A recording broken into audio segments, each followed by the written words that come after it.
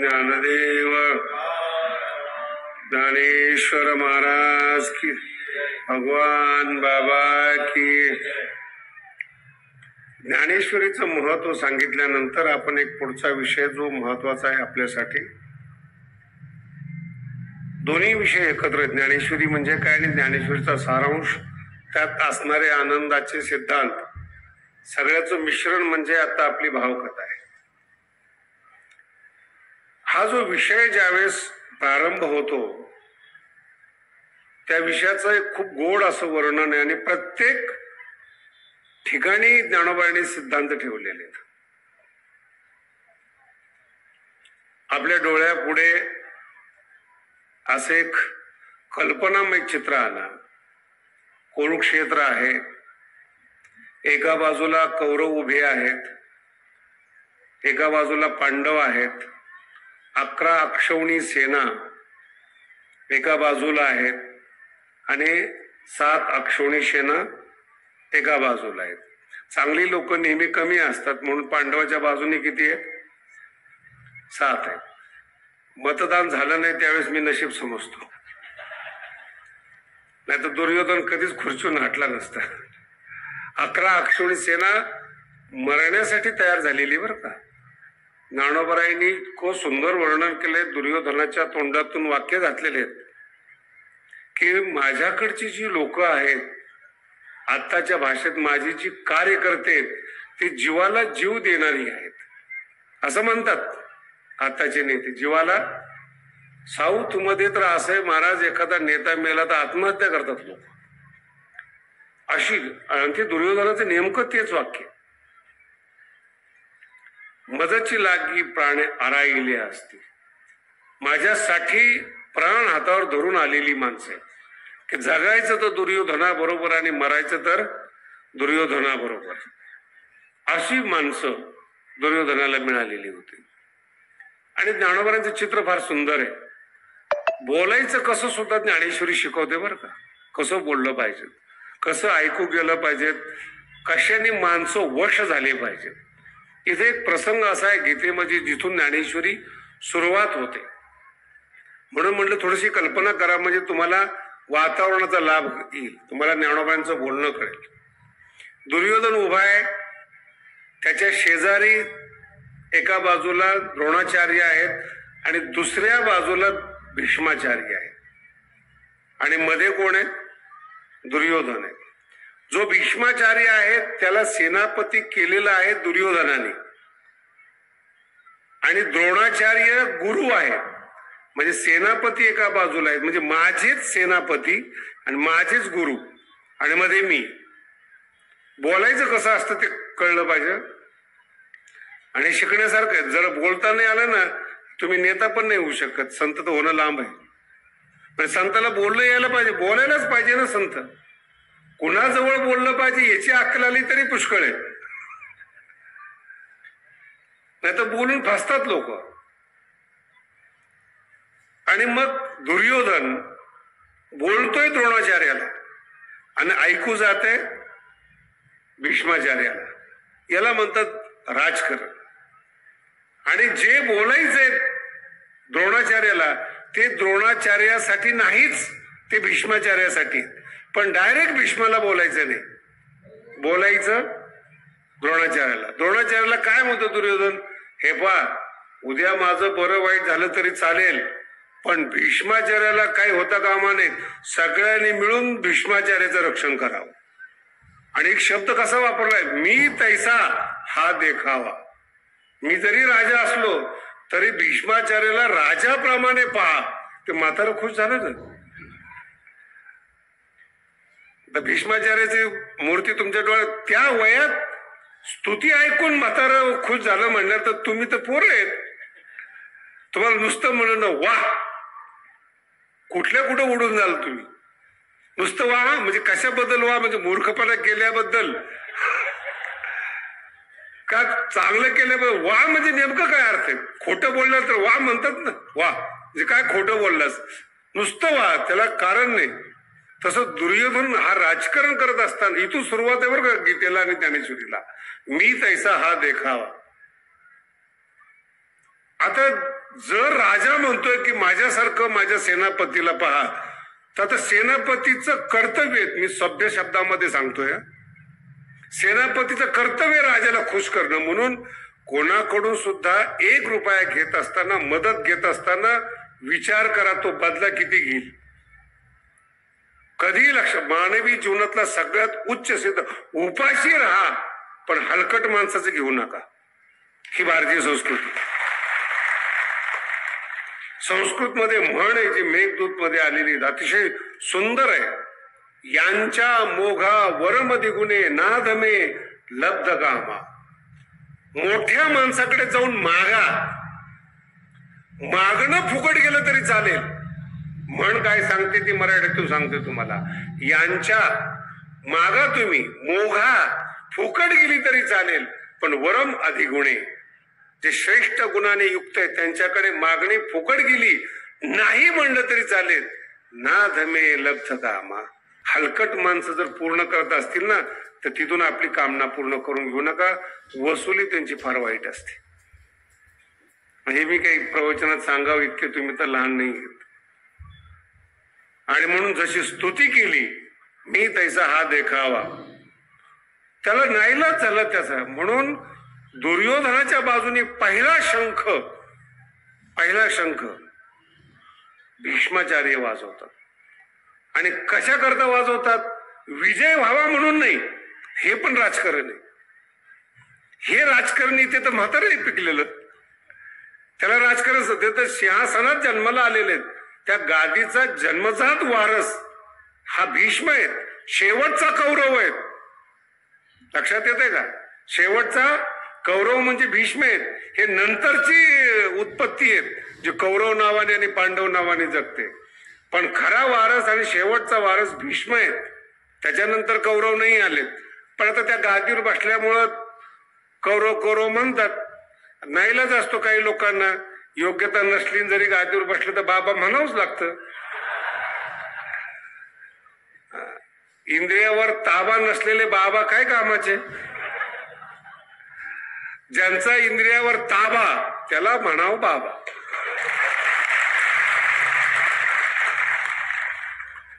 जीवन आहे ते. मग आता ते पिकलेलं म्हातारं राजकारणातलं शब्द आहे बरं काही मी बोलतोय ते. तस्य संजनयन हर्षण.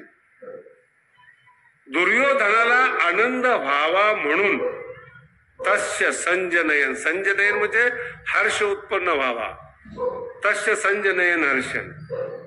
मग यांनी काय केलं? शंख वाजवला भीष्माचार्यांनी. युद्धाला सुरुवात. शंख म्हणजे सावध व्हा. तुतारी वाजवतो ना आपण, सावध व्हा कोणीतरी येत आहे. तसं शंख म्हणजे आता बाणाला सुरुवात. लगेच कौरवाचे शंख वाजायला सुरुवात झाली. आणि ते इतके मोठे मोठे आवाज झाले. ज्ञानोबा सांगतात त्या आवाजाच्या नादात पांढऱ्या घोड्याने युक्त, भगवंताच्या हातात रथाची दोर लगाम आणि मागे अर्जुन बसलेला, अशा रथाचं आगमन झालं. नाही कळलं? शंख वाजवले युद्धासाठी, आणि ते युद्धासाठी वाजवलेले शंख, त्या शंखामध्ये भगवंताचं आगमन आहे. जणू काही तो शंख भगवंताच्या आगमनासाठीच वापरलेला आहे. इतके गोड शब्द आहेत महाराज. ततश्वेतैर्हयैर युक्ते महती चंदने स्थितो. मोठ्या रथात बसलेले माधव पांडवश्चैव. आणि मग त्यांनी शंख वाजवला. आणि इतकं बारीक वर्णन आहे. रथ मोठा आहे पण श्वेतैर्हयैर युक्ते, पांढऱ्या घोड्याने युक्त. मराठी कळली का? घोडे कोणत्या रंगाचे आहेत? कृष्णाचे. म्हणून घोडे जगात फक्त 3च रंगाचे. एक काळा रंग आहे, एक पांढरा रंग आहे आणि एक तांबडा रंग आहे. चौथा रंग तुम्हाला दिसणारच नाही. नाही म्हणूनच काय काय घोडे चितकबरी असतात. असले तरी टिपके तेच आहेत ना. काळ्या घोड्यावर पांढरा टिपका असेल, पांढऱ्या घोड्यावर काळा टिपका असेल, तांबड्या घोड्यावर टिपके आहेत ना. पण चौथा रंग 3च रंग आहेत. काळा, तांबडा म्हणजे लाल टाईप आणि पांढरा. भगवंताच्या घोड्याचे, रथाचे घोडे हे पांढरे होते. श्वेतैर हयैर युक्ते, पांढऱ्या घोड्याने युक्त, आणि त्याच्यावर भगवंत बसलेले. याला उपनिषदामध्ये एक रूपक केलेलं आहे. कठोपनिषदामध्ये आपल्या शरीराला रथ म्हणतात आणि इंद्रियांना घोडे म्हणतात. इंद्रियांनी हयान्याव, इंद्रिय जी आहेत ती घोडे आहेत, आणि ते घोडे जिकडे नेतील तिकडे रथाला जावं लागतं. कळतंय तुम्हाला? तुमचे डोळे कान नाक जिथं तुम्हाला ओढतात ना तिकडच तुम्ही पळता. डोळ्याला पिक्चर आवडला, नटी आवडली, नट आवडला, वगैरे वगैरे आवडले की डोळे तुम्हाला ओढून येतात, कान शब्द ओढून येतात. गोड बोलणारा माणूस असला की त्याच्याकडे जातात. उपयोग असो नाही तर नसो, फक्त स्तुती करणारा माणूस असू द्या, जाणं बघून तिथून जाणार. एकदम साधी गोष्ट सांगतो, नमस्कार करा तुम्ही एखाद्याला, तिथून माणूस जाणार, बघा मला नमस्कार करतो. अरे तो काय त्याच्या लायकीचा नाही, पण त्याची बी नम्रता आहे. आणि त्याचा नमस्कार घेण्याकरता लोक वाट चुकवून जातात, नमस्काराच्या लायकीचे नसणारे. म्हणून आपल्या रथाचे घोडे हे पांढरे असले पाहिजेत. श्वेतैर हयैर युक्ते, पांढऱ्या घोडे म्हणजे काय? पांढऱ्या घोड्याचा रंग पांढरा म्हणजे सत्वगुणी घोडे असावेत. सत्वात संजायते ज्ञानम, रजसो लोभ एवच. तांबडा गुण म्हणजे लोभ, आणि काळा तर माहितीच आहे तुम्हाला, तमोगुण. काय करतील, कसे करतील, कशा पद्धतीने जीवन जगतील. ताजं जेवण खातच नाहीत महाराज, शिळ झाल्याशिवाय जमतच नाही त्यांना. काय काय माणसं खरंच भाग्यवान आहेत, म्हणतात रात्रीचीच भाकर चांगली लागते हो. त्याचं नाव आहे तमोगुण. नुसतं तिखट ज्याला आवडतं ना रजोगुण, आणि गोड ज्याला आवडतं त्याला सत्वगुण म्हणतात. गोड, मधुरता, जीवनामध्ये मधुरता पाहिजे, त्यासाठी सत्वगुण पाहिजेत, त्यासाठी आपलं जीवन स्वच्छ पाहिजे. अर्जुनाचा जो रथ आहे तो महती संदन आहे, मोठा रथ आहे. आणि श्वेतैर हयैर युक्ते, पांढरे घोडेत अर्जुनाचे, ज्याचा आत्मा महान आहे, ज्याचे इंद्रिय सात्विक आहेत, तिथेच भगवान श्रीकृष्ण बसलेले असतात. हे आपण लक्षात घेतलं पाहिजे. कृष्ण कोणाच्या हृदयामध्ये प्रगट राहतात? जो सात्विक आहे, मोठ्या मनाचा आहे, सहन करणार आहे, तिथं भगवान कृष्णाचं राज्य आहे. आणि चमत्कार असा आहे, पांडवाच्या बाजूने पहिला शंख भगवान श्रीकृष्ण वाजवतात. पहिला शंख, पांचजन्यम ऋषिकेश, पहिला शंख तो वाजवतात. दोन्ही बाजूनी शंख वाजवतात. आता थोडस कृष्णाचं राजकारण, कृष्ण कारस्थानच आहे. कृष्णाला वाटतं की आज पहिला दिवस आहे, नाही, हलक्या हलक्या माणसाजवळ उभं करावं अर्जुनाला. 2-4 छोटस युद्ध असलं, हात गरम व्हायला वेळ लागतो, युद्धाला नजर मारावी लागते. पण कृष्णाने काय केलं की सामान्य लोकांच्या समोर रथ उभा केला. आणि अर्जुनाने पाहिल्याबरोबर राग आला ना. मोठी माणसाचं फार विचित्र आहे. एकतर चहा प्यायचा असतो आणि साखर नसायची त्यात. म्हणजे मोठी माणसाचं लक्षण आहे. ज्याला साखर चालत नाही तो कोण आहे? बोला ना. मोठा आहे. काही चालत नाही त्याला मोठा म्हणावं माझ्या हिशोबाने. जेवण चालत नाही, मसाले चालत नाही. मला ते एक जण माझ्या बरोबर जेवायला बसला गाडावर, ते माझं ताट पाहिल्यावर तोच हा बघला, शास्त्रीची एवढं सगळं, तुला काय प्रॉब्लेम आहे? आणि मग मला त्याने अन्नातले दोष सांगायला सुरुवात केली. मोठ्या माणसाने काय, गहू खाऊ नये, पचत नाही, ग्लुटेन असतं, साखरेमध्ये हे असतं, भातामध्ये ते असतं. अरे म्हणलं खायचं काय?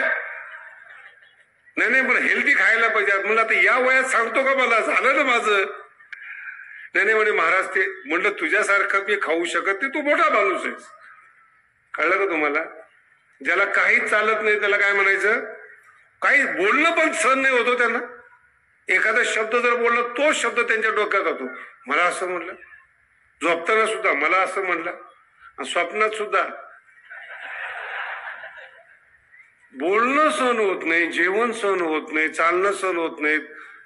एक चांगला व्यापारी होता, तो गडावर यायचं म्हणलं नको येऊ, मला माहिती होतं की त्याला गड सहन नाही होणार. नाही मला यायचं. ते आलं गडावर एसी नाही, तर दिवस रात्र एसीतला माणूस, घामाच्या धारा सुटल्या, पण शास्त्रीची जमत नाही. तर म्हणलं पहिलंच म्हणतो गडावर येऊ नको, हलके माणसं गडावर चालत नाहीत. नाही कळालं, मजबूत माणसं लागतात ना गडावर, हलके कसं काय चालणार? ते हलकेच आहेत ते. मग हलके किती दिवसापूर्वी काढले तुम्हालाही माहिती आहे. समजायला पाहिजे. कृष्णाला जर वाटले की रथ इथं उभा करावा, नीट आहे का, देवाने जर आपल्याला ती जागा दिलेली आहे, त्याच्यावर संशय घेणं म्हणजे मूर्खपणा आहे. जर तुम्हाला इथे निर्माण केलंय भगवान बाबांनी, भगवंतांनी, हीच जागा तुमच्यासाठी कर्मभूमी आहे. दुसऱ्याला बोलू नका, मुंबईला चांगलं म्हणू नका. ही शिकवण आहे आपल्या भारतीय संस्कृती. जननी जन्मभूमीश्च स्वर्गादपि गरीयसी. माझी जन्मभूमी आणि माझी आई ही देवापेक्षा श्रेष्ठ आहे. हे सनातन संस्कृतीचं वाक्य आहे. सनातन. नाहीतर इथली लोक लगेच म्हणतात काय आम्ही ते खेडेगावातले लोक आहेत. अरे तुम्ही लोकांनी तर मंदिर बांधलंय काय? मुंबई पुण्याच्या लोकांनी बांधलंय का? ऐतिहासिक जे मंदिर चाललंय 750 वर्षातलं पहिलं भगवानगडावर मंदिर, ते ऊसतोड कामगार आणि तुमचं आहे हो, शेतकऱ्यांचं. आणि तुम्ही स्वतःला जर हलकं म्हणून घेतलं ना, पण तक्रार करता ही चूक आहे. ही नशिबानं मला जागा मिळालेली, ते माझं गाव आहे, ही माझी कर्मभूमी. आनंदानं करा, तुम्हाला यश आणि आनंद मिळाल्याशिवाय राहणार नाहीत. ही विशेषता आहे त्याची. तक्रार करत जगू नका. भगवंताने उभं केलंय, समजून उभं केलंय ना, की अर्जुनाने कोणाबरोबर युद्ध केलं पाहिजे. अर्जुन तक्रार करतो, देवा अरे काय माझी लायकी. बरं देवाला माहित नाही याची लायकी? बोला ना, काय माझी लायकी? आई शब्द आहे का? कैर्मया सहयोद्धव्यम. मी कोणाबरोबर भांडण करावं, कोणाबरोबर युद्ध करावं, हे देवा जरा इब्रतीचा प्रश्न आहे. कुठं येऊन उभा केलाय तिथं? भगवंताला वाटलं की मला असं वाटलं होतं की सुरुवात लहानापासून करावी, म्हणजे मोठ्यापर्यंत युद्ध करेल. पहिलं डायरेक्टच पहिल्यांदा मोठा घास घ्यावा वाटतो. देव खोडील आहे बरं का. आहेत त्यात जर समाधानी नाही राहिले ना, मोठं दुःख डोक्यावर आणून ठेवतो. बस आता हेच पाहिजे होतं ना. ज्या लोकांना खेडेगावातलं वातावरण जमत नाही, ते लोकांनी शहरात जाऊन बघा, 10 बाय 10च्या खोलीत 5 जणांचा संसार घे. आता एका खोलीमध्ये 10 बाय 10च्या खोलीमध्ये 8 जण. काय जेवणार, काय खाणार, काय राहणार? आणि पुन्हा इकडे येऊन सांगणार आम्ही मुंबईला राहतो. नाही, वातावरण काय आहे, हवा काय आहे, प्रदूषण काय आहे, मोकळं वातावरण. ते शेतकऱ्याला कळत नाही, त्याला मुंबईचं. पण ते मुंबईचे लोक सुद्धा यायच्या टायमाला चांगले कपडे घालून येतात, भाड्याने गाडी आणतात, भाड्याची आणतात.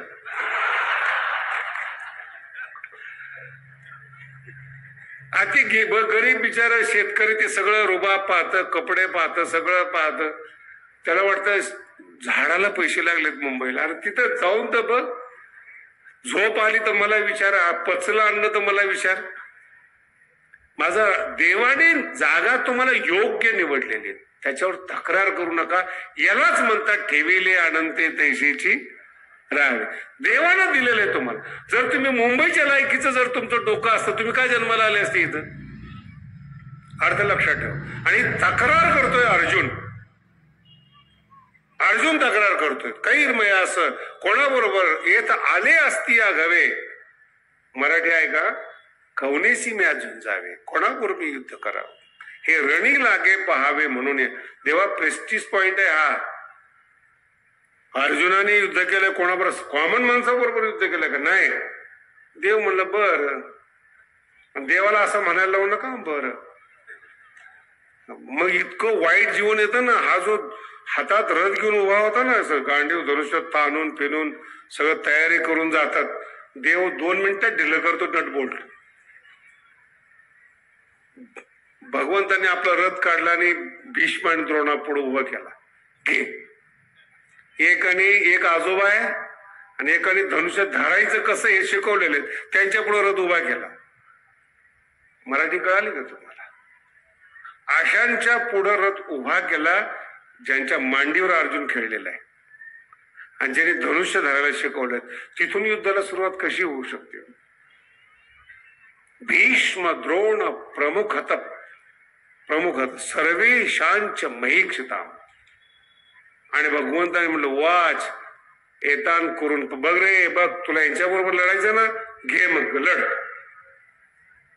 अहो मला सांगा, आता हे आमची पोरं बसलेली आहेत, भगवानगडावर कीर्तन शिकलेत, 20-20 वर्ष झालेत, कोणाला 15 वर्ष झालेत. आता हे चांगले कीर्तन करतात हे मला पण माहिती, पण मी नसताना करतात.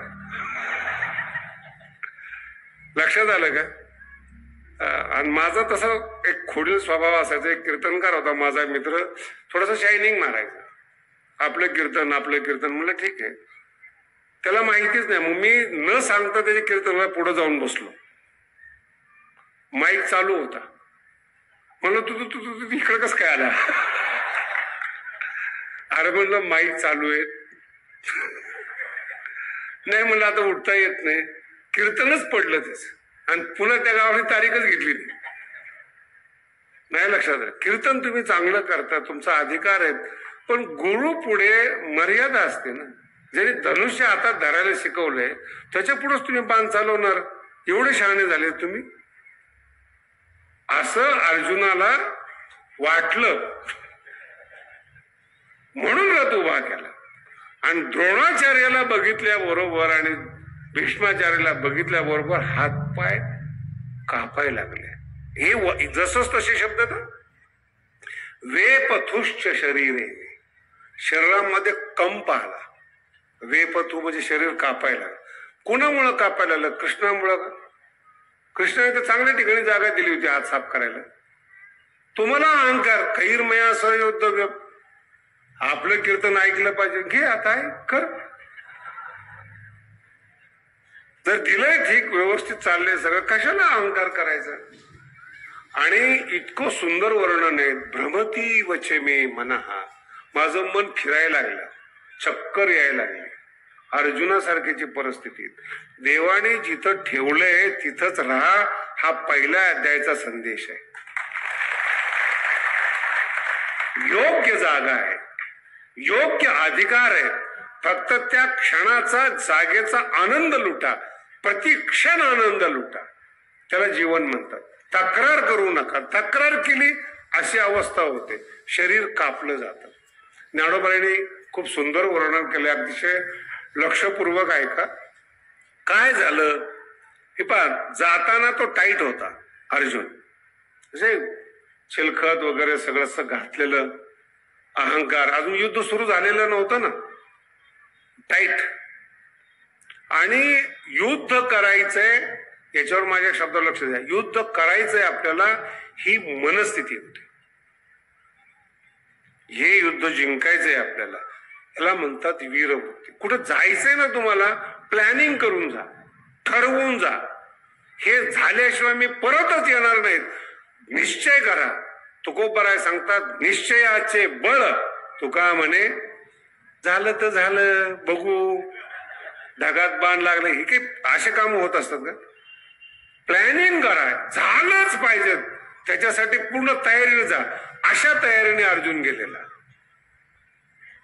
आणि द्रोणाचार्याला भीष्माचार्याला पाहिलं, माझं बाय ऐका, जो प्लॅन केला होता जिंकायचं, युद्ध करायचंय, तो ढासळला.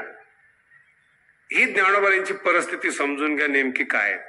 तुमच्या मनात भाव आहे की मला युद्ध जिंकायचंय, अचानक समोर पाहिलं तुम्ही की मोठा माणूस आहे, आणि त्या मोठ्या माणसाची भीती बसली, बरोबर बळ निघून गेलं. लक्षात आलं तुम्हाला? बरोबर बळ निघून गेलं. आणि ते बळ निघून गेले की मन मोकळं झालं, ढिले झालात तुम्ही.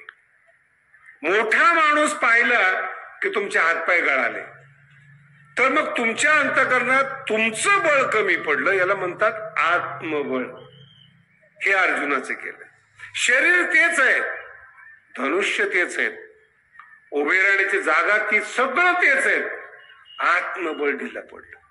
मग कधी कधी बघा ना, आपण मोठ्या माणसाकडे गेल्यानंतर एकमेकाला खूप तू बोलणार कोपरे आणतो आपण, तो म्हणतो तू बोल, दोघंही बोलत नाही. आणि बाहेर गेलं तर दोघंही एकमेकाला बोलतात, तू का नाही बोलला, तो म्हणतो तू का नाही बोलला, नाही मला बोलायचं नव्हतं तेव्हा मला बोलायचं, बोलला कशाला, आला कशाला तुम्ही, आत्मबळ म्हणतात. आणि ते आत्मबळ हरवतं प्लॅनिंग चुकल्यानंतर. निसर्ग नियमाच्या विरोधात जर तुम्ही गेला, ओढताण जर करायला लागला तुम्ही, तर तुम्हाला ही परिस्थिती येते, तुमचं चित्त हातात. ज्ञानोबाने एक रूपक केलेले तिथे. ज्ञानोबा म्हणतात ते समोर पाहिलं, अपैसी कृपा आली. मनामध्ये नीट आहे का, खूप चांगला आणि सुंदर विषय, आणि विशेष करून महाराष्ट्रासाठी. तुम्ही व्यापार करताय ना, तुमची वृत्ती सोडलीच नाही पाहिजे. कितीही जवळचा माणूस आला तरी तुमचं 2% कमिशन ठेवलं तर तुम्ही खानदानी व्यापारी. तुम्ही बोलायला बोला, आले त्या भावाने देतो, पण जर चुकीचं केलं तुम्ही तर खानदानी नाही. ते नियम आहे त्याचा, त्याला वृत्ती म्हणतात.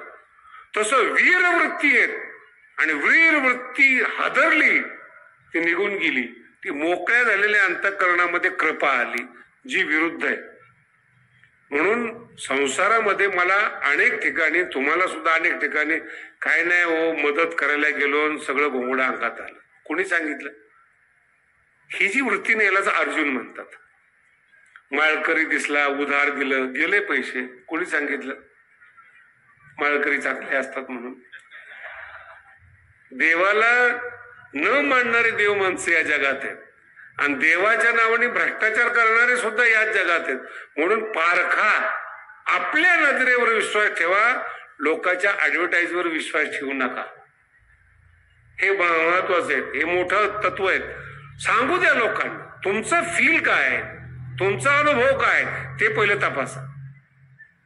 आणि जर तुम्ही हादरलात, अपैशी कृपा आली. ज्ञानोबाने खूप सुंदर रूपक केलं या ठिकाणी, ते कळण्यासारखं आहे. ज्ञानोबा म्हणतात चुकून, हा शब्दावर जरा लक्ष ठेवा, चुकून सुंदर, लावण्यवती आणि पतिव्रता अशी बायको मिळाली. हे सगळे चुकून शब्द येतात, नाही तर याच्या विरोधात अभंग आहेत ज्ञानोबारायांचे. सुंदर आणि पतिव्रता हे दुर्लभ जी दातारा, सुंदर आहे आणि पतिव्रता हे शक्यच नाही जगामध्ये. पण ज्ञानोबा म्हणतात सुंदर आहेत, लावण्य, गुण, कुळवती आणि पतिव्रता. काय वर्णन आहे बघा. लावण्य, सुंदरता वेगळी आहे. काय काय लोक नुसतेच गोरे असतात, त्याला आपण भुरे म्हणतो. नाक नाही, काय नाही, काय नुसतेच गोरे, काय आकार नाही, प्रकार नाही, काय नाही, कुठेही नाक चाललेलं, डोळे कुणाकडे भेटायला चाललेले, कानाचा नाही, नुसतं लाल माकड असतं त्याप्रमाणे. ज्ञानोबा म्हणतात ते लावण्य नाहीये, सुंदरता नाही, आखीव रेखीवपणा पाहिजे. लावण्य, चेहऱ्यावरच्या तेजाला लावण्य म्हणतात, ही ज्ञानोबांची भाषा. म्हणून भगवंताला लावण्य म्हटलं. राजस सकुमार मदनाचा पुतळा, त्याला लावण्य म्हणतात. ते लावण्य, आणि ते लावण्य कळालं पाहिजे. ज्ञानोबा म्हणतात त्या स्त्रीमध्ये लावण्य आहेत, गुण आहेत, सगळे गुण. स्वयंपाक पण आला पाहिजे ना, घर पण सांभाळलं पाहिजे. कुळवती आहे, कुलवान आहे, आणि पतिव्रता अशी पत्नी मिळाली. तर घरच्या पत्नीची किंमतच नाही याला. नवी आवडीचे नि बरे ज्ञानोबा म्हणतात, बरं समजण्यासारखा विषय आहे.